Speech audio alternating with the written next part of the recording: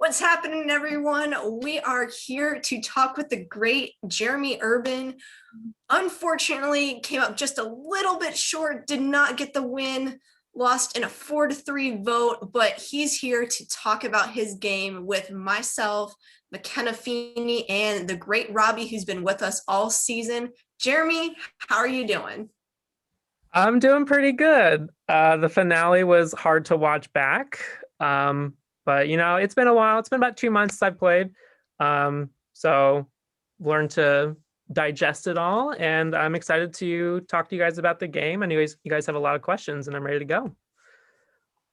Yeah, for sure. I know Robbie's itching to ask you a few questions. I know McKenna and myself do as well, but Robbie definitely has some good ones for you. Yeah, I mean, the first thing I gotta say is I've given you a hard time in a lot of these, and feel free to fire back. But the first thing I gotta say is I think that a lot of the criticism I give you is from a weird envy of your ability to not talk and to be able to sit at a tribal council and give a short answer or pretend you don't know. And some of us that play have a hard time not giving information even when we're not asked. And just talking because we're there. And you know what? I think I gotta give you a lot of credit because that is not easy to sit there, know what's going on, and be like, I don't know. I have no clue. No one talks to me. So I don't know. I gotta give you credit for that. Yeah, thanks. Definitely like one of my biggest strengths in playing this game is just laying back and being able to read people on an instant. And so, yeah, that was definitely my strategy going into the game. And I was definitely questioning how it would work in a mini since it's so fast paced. But I was definitely able to kick it on right from the very beginning. And we'll talk about it more later. But there actually were 2 or 3 rounds where I had no information on really where the vote was going. No one was actually really talking to me. And so some of those were actual things where I have no idea. But yeah, it was a crazy 12 hours. Well, I think one of the things that happens is you're such a loyal player, right? Like you found your group and you weren't just appearing to be loyal. You were legitimately voting and working with the people that you said you would. Players like Karen were kind of doing sneaky things in the background, and Phill and things like that. And they were loyal to some people, but for the most part, you were, as loyal as it can get. And one of the downfalls to that, if there is one, is that sometimes people working with you know you're going to vote with them. So they're all off scared with other people, talking to other people, trying to manipulate other people. And then they're just like, oh yeah, don't forget to tell Jeremy we're going to vote Ryan on this one, while you're in a confessional and you pop out and you're schmoozing with people. And, but that didn't last too long for you. After that, I mean, you were in the rooms making the moves and making the decisions and pulling the strings. And, one of the things that I saw you do, and I want to know if it was easy for you or if you found it difficult, was you lied when it made sense. If somebody was in a room and they said, hey, do you want to vote this person? Some people in this season would just say, well, I don't know. And then they would leave. Mm-hmm. Where you comforted them, even if you weren't going to vote that way. And you're like, yeah, let's do it. Yeah. And then you would go off to the other room and be like, hey, that's what they think we're doing, but we're not. Let's do this. Mm-hmm. Is that something you find easy on the fly, just to be like that comforting? Yeah, I'll work with you, and then not sometimes? It was for the most part. The only hard lie that I told was to Phill.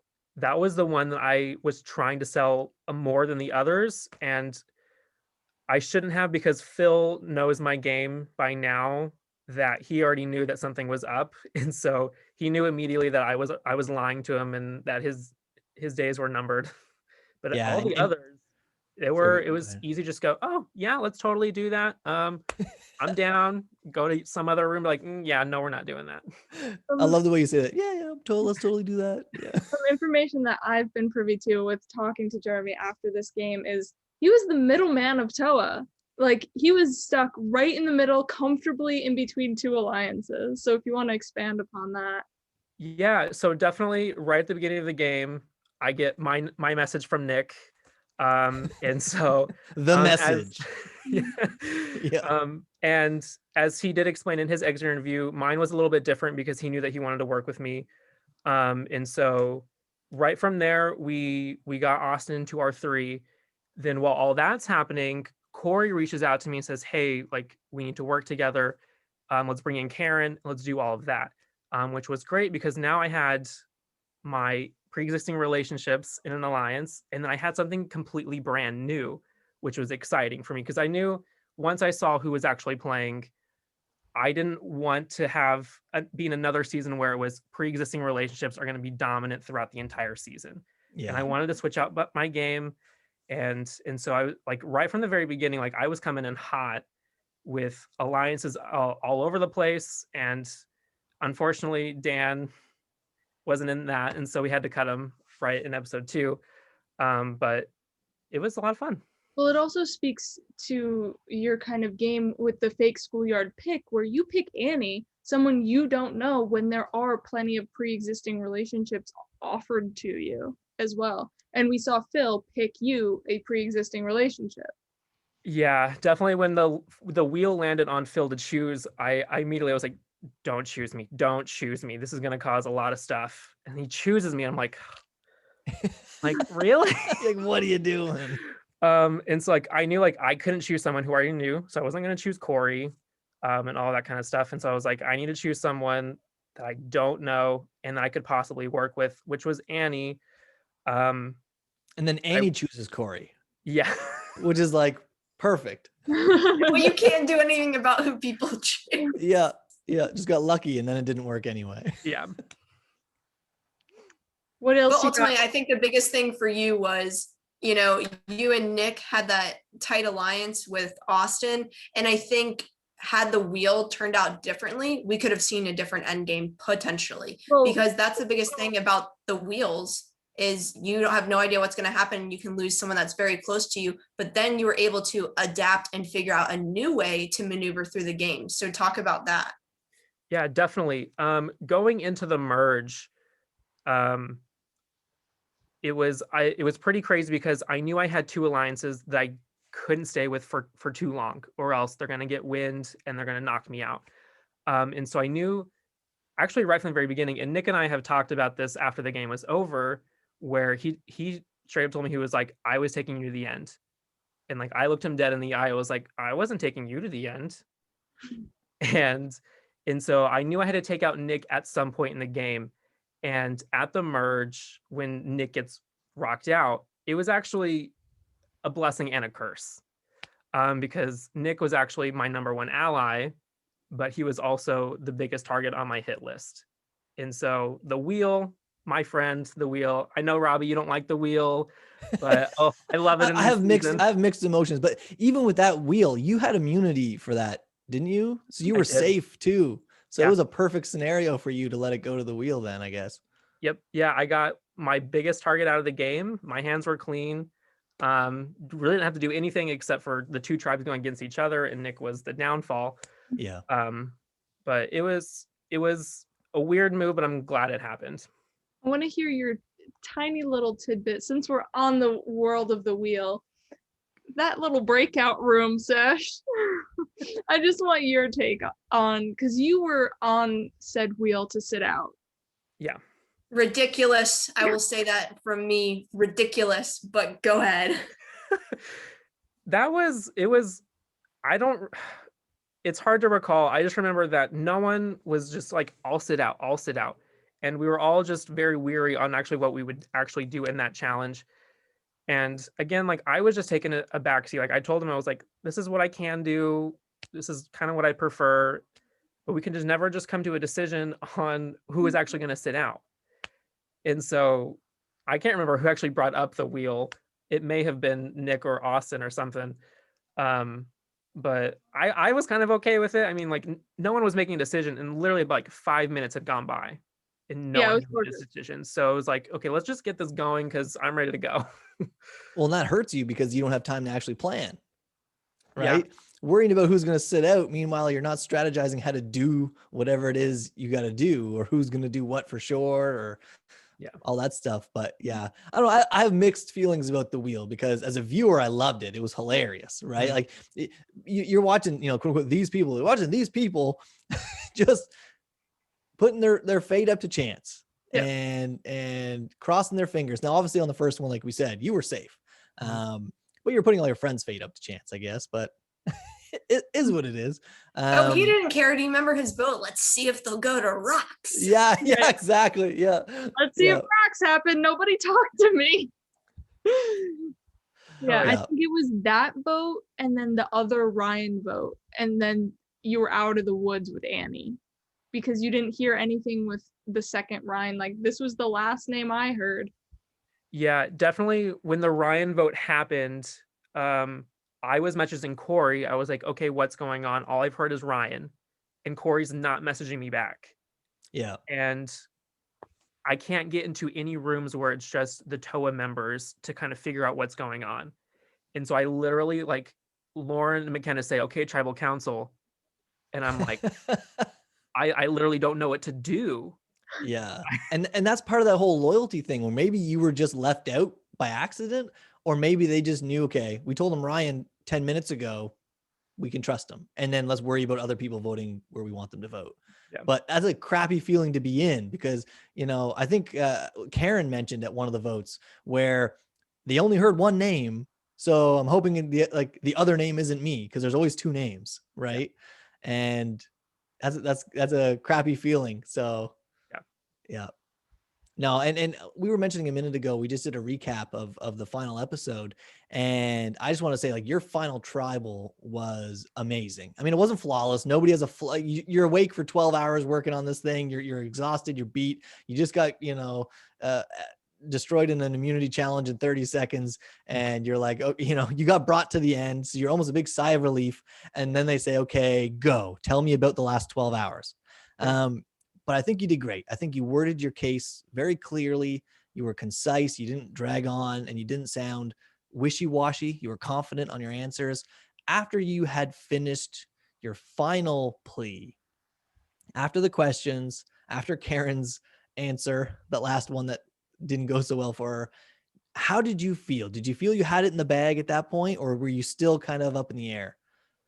I feel like I had a really good chance to win after it was all said and done. I knew that Karen was going to get a few votes from a few people, but I definitely felt like I convinced the people who I didn't really work with in the game what my game actually was and how I used it to take them all out. But I came out short in the end. It was actually a little bit surprising whenever McKenna read that last vote. I was like, okay, interesting. But yeah, it's been 2 months, and so I've been able to kind of just think about it for these 2 months. But I will say, like, Karen played a pretty good game, played very similarly now that I've watched it all back. Yeah. Which was kind of interesting. But kudos to her for getting that last vote. But so was there anyone in particular you were surprised that you didn't get their vote? Definitely Annie was one. Because I feel like with her question, the way that I answered her question, I believe she had the whose game did you relate to the most? Hers was about how did the pregame alliances impact your game, and what did you do using new relationships or something along those lines? Yeah, so definitely with that question, I explained, like, I had my pre-existing relationship alliance, but then I also had my new people alliance that I had no idea who they were, I was working with, and I used that to my advantage. I thought that I played that off really well. And then I saw that Annie had voted for Karen, and so I know there's a bunch of different factors going on. Yeah, she voted based on the rock draw, not based on her own question too. Yeah. So, but it is what it is. Yeah. Yeah, and it's hard to, right? Because we hear the reasons that they give when they're casting their vote. And based on how the production's laid out, I'm assuming that they get into the breakout room to cast their vote, and somebody says, okay, who are you voting for and why? And a lot of them might have had a list of kind of, well, here's some things that this person did, and here's some things that this person did, and I know who I'm voting for. And then you get in there and it's like, who are you casting your vote for? And hold it up, and why? Here's my answer why. Actually, I would love to hear Annie respond to this, right? I would love to hear Annie respond to, Was that the sole reason, or is there more to it? Mhm. And I'm hoping that you grill her at the reunion because I want to see it. Don't worry, we'll ask the question. It's gonna be there. It's coming. But McKenna, I know you have some questions on your Yeah, end. I have stuff from Denny. So these two kind of go hand in hand. So had Karen eliminated you instead of Austin, where do you think your vote would lie? And who do you think you would have taken out of Karen and Austin?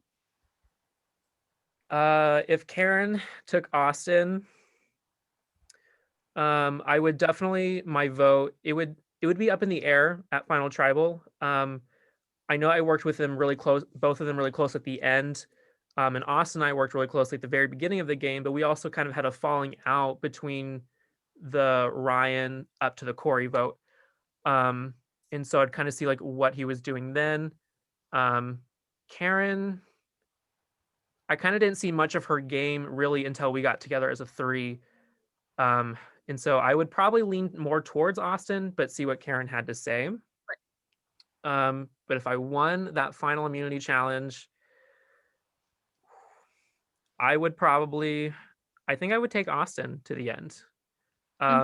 Because when I was playing the game, I didn't really see him do a whole lot. And so I kind of saw him as like, oh, I could totally take him to the end and really have a good chance at beating him. But after rewatching the season, like the kid had game and it was good. So that may have been the wrong decision if I won. I don't know, but I would probably take him. Awesome. Don't worry, we'll also pull the jury, so we'll find out who would have voted for who as well. So you'll get to know that tidbit. But Robbie, do you have any other questions? Yeah. So one of the themes early in the season was there was a puppet master on the Toa tribe, and Corey was getting a lot of the credit for that. And by credit, I mean target. His name was coming up repeatedly as being the one that was putting the bugs in everybody's ears. Now, Corey's an active player, and he's definitely talking to a lot of people. But did you feel, Corey or anybody else, did you feel that there was, somebody pulling the strings more than anybody else at that point in the game? Or was Corey unnecessarily targeted, we could say, or credited? So is this post-merge?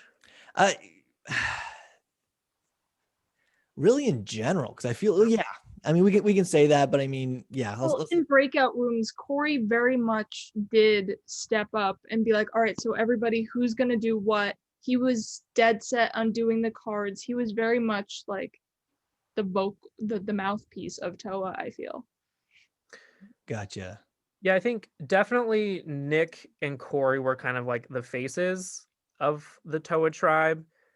But I think definitely like I was playing more of the behind the scenes role, and definitely because Nick had asked me like, who do you kind of feel uncomfortable with on the tribe? This was right before the dam vote, and because he was wanting to get Karen out at that point, and I almost said Karen to his message, but then I knew that Dan wasn't really talking with a whole lot of people. And so I was like, okay, well, he's the easy vote if we do lose. Yeah. And so if I would have said Karen, we probably could have swung something to get Karen out. So then it could have changed the game drastically at that point. And a whole new game. Anytime someone goes home that's different than did, you never know what would have happened at that point, because alliances and votes and rock draws and all of that goes out the window because you don't know how it would have been. Yeah. Now, so on that line, my last question is, do you have any regrets or anything that if you were to play again, you would do differently in this season? Definitely my biggest regret, and I actually talked to McKenna about this during Carlo's episode, was I told McKenna, I was like, I should have taken Austin and gone with Carlo and David and taken out Corey the vote before. And I think that was my biggest regret. But at that time in the game, after Nick left, I was kind of like in a slump because this is my third game that I've played. And each time my number one ally is the merge boot. Happens every time for some reason. I I'm don't gonna write that down. I'm gonna write that. That is crazy. yeah. It was, well, I didn't see your first game, but Ian and now Nick. Yep. Yeah. To the wheel. Did Ian go out to the wheel too? No, he No. got idled out. He got idled out. Oh wow. Okay. Double Wow. idle play. Yeah. And so from the Ryan vote to win, I started to make my move to do rocks to get Corey out. I was in a huge slump and like I wasn't playing all that hard. And now that I've watched everything back, like I wish I would have made the Corey move just one round earlier instead of having to actually take that risk of going to rocks, have a 1 1/3 chance of being voted out. Yeah.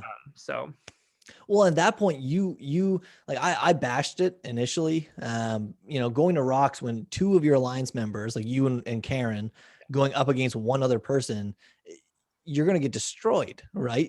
Statistically. yeah. But if you didn't go to rocks, then you guaranteed one of your alliance people going out in Austin.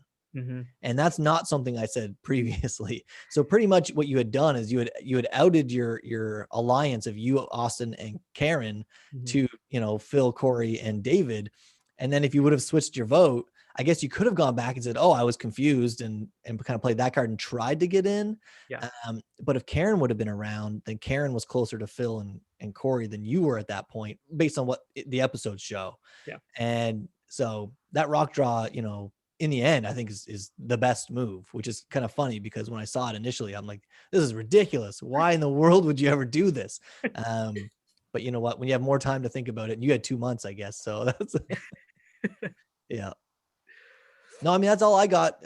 Jeremy, I enjoyed watching you play. I loved how you could sit there and not give everything away at Tribal and be able to slide in the background until you had to step up and speak up in the private, chats or in the breakout rooms and everything. And I hope to see you play again. I mean, you played 3 times, you got to make it 4. I want to see you attack Karen in another season, in some sort of rival season here.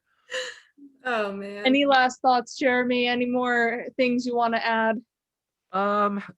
I have 2 more things. One is kind of expanding on actually the Corey vote, which I don't think was shown directly in the episode, but when I knew that Corey was coming after me like pretty hard really soon, because the moment that it was me, Corey, and Phill in a room together, and they're pushing, okay, let's vote Austin. I'm sitting there thinking, David is the huge target with no immunity idols, no individual immunity. Why are we not going for him? And that is when I knew, I was like, they're not keeping me at 4. There's no way. And so I actually got to implement the strategy that I wanted to use in my last game, the long game that I played with McKenna. And that was actually— you didn't get to play with me. Oh, well,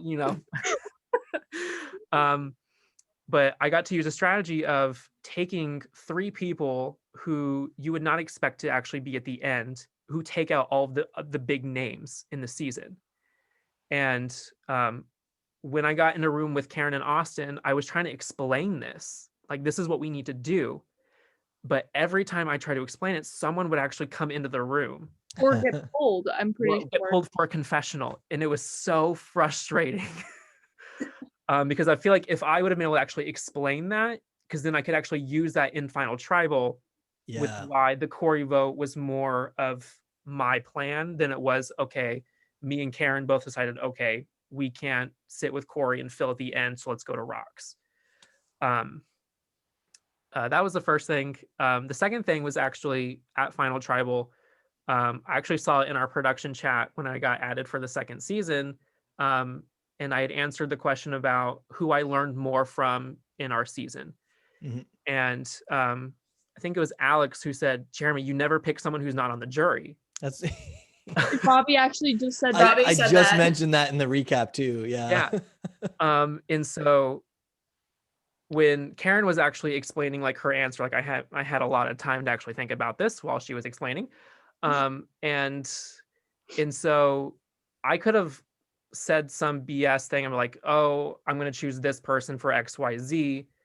But I learned not a whole lot from the entire jury. And I chose Nick because he had such a huge personality and it gave him a huge target on his back. But I was able to take that energy that he had and be able to spin it into my own thing, where right at the very end, I was like, okay, let's get together. We need to do this, this, and this, and we can all get to the end together. Yeah. And I was able just to take what he was playing and play it in a more quiet and reclusive way. And so that's why I said Nick. And so it wasn't someone on the jury, but I took his game and then I kept going with it. So Yeah, that's Well, awesome. You played. You did a great job, Jeremy. We're all very happy with the gameplay that you had, and we look forward to seeing you on another season.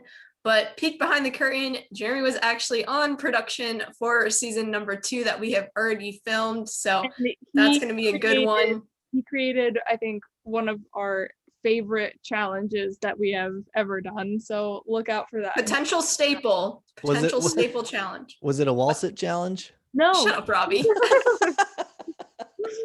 Well, thank you, Jeremy. We're so happy we forced you into this, and I hope you are too. God bless. Yeah, catch us tomorrow with Karen.